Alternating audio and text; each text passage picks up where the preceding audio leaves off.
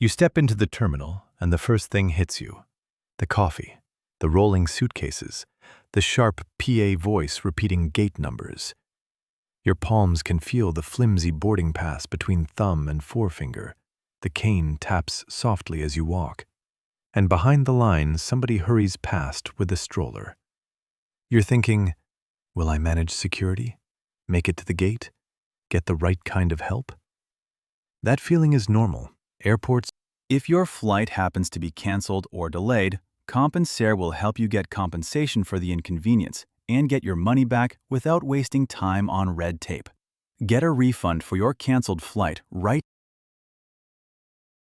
Are loud, fast places that weren't built around slowing down. Start here, at home. Call your airline as soon as you book and register any mobility needs, wheelchair requirement, or medical equipment. Do it by phone and save the confirmation or reference number. Don't rely only on the booking form. If you prefer online, use the airline's accessibility or special assistance page and follow up with a short call. Pack prescription medications and a printed note describing any medical device you use. Make a clear list. Device name, whether it's battery-powered, and whether it must stay with you in the cabin. Check your airline's rules for battery types and oxygen. Many will let battery-powered mobility devices fly, but insist on battery removal or special handling. At least 72 hours before travel, reconfirm your assistance request. On the day of travel, arrive earlier than most people, 2 hours before domestic flights, 3 hours for international. At the check-in desk, tell the agent you need wheelchair or escort assistance.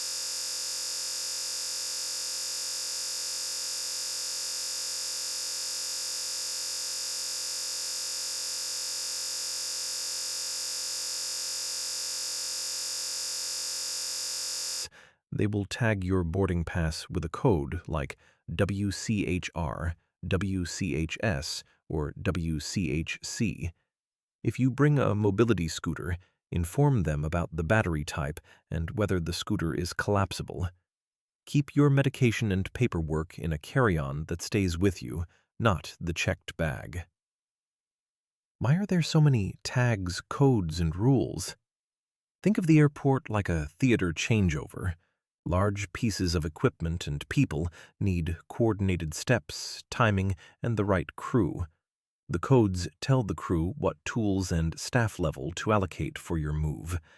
If the crew doesn't get a clear code, they may treat your need as a last-minute request, which slows everyone down.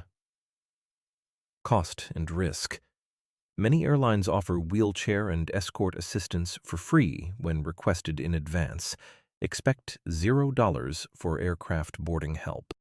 Where costs can appear are in seat upgrades, bulkhead or extra legroom seats, $20, $200 depending on carrier, or medical oxygen rentals, $100, $400 depending on provider and length of flight.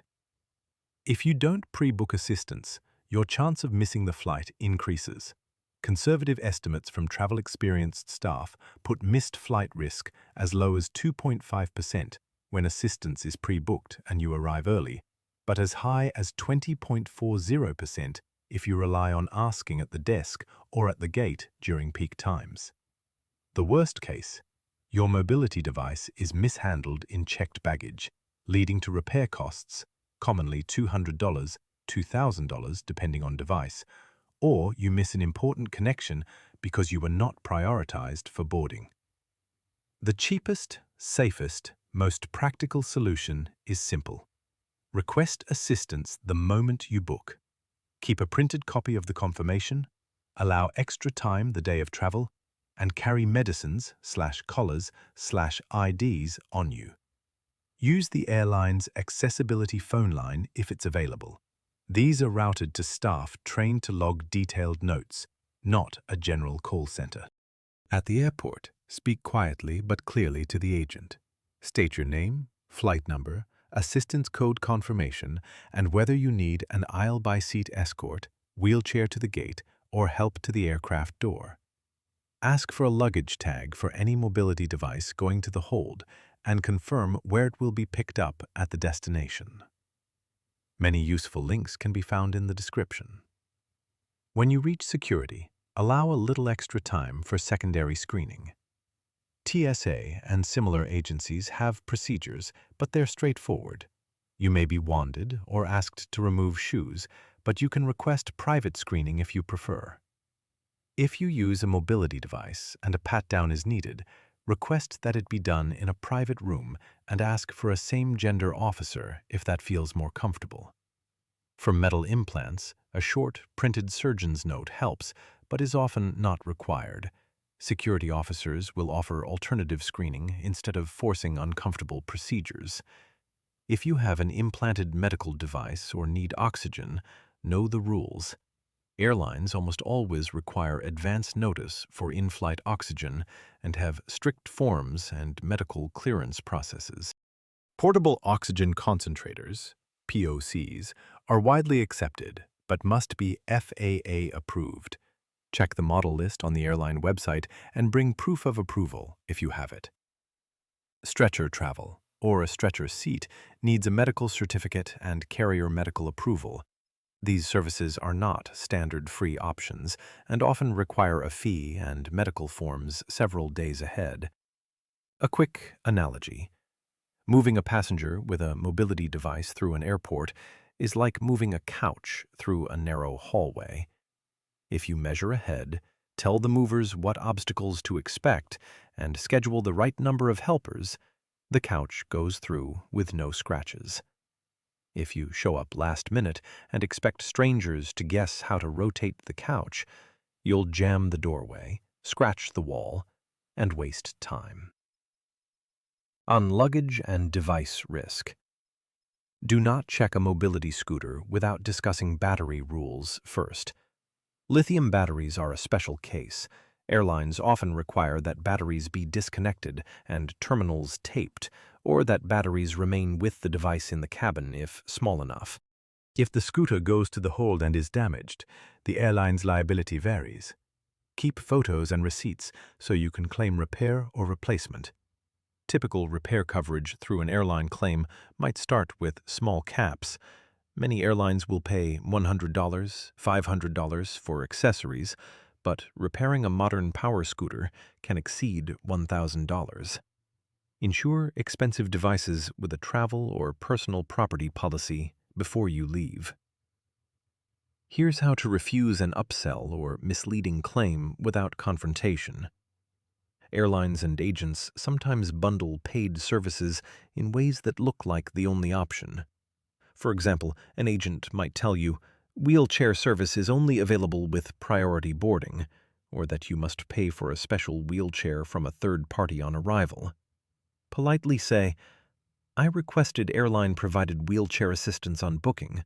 My confirmation number is X. I do not want to purchase third-party services.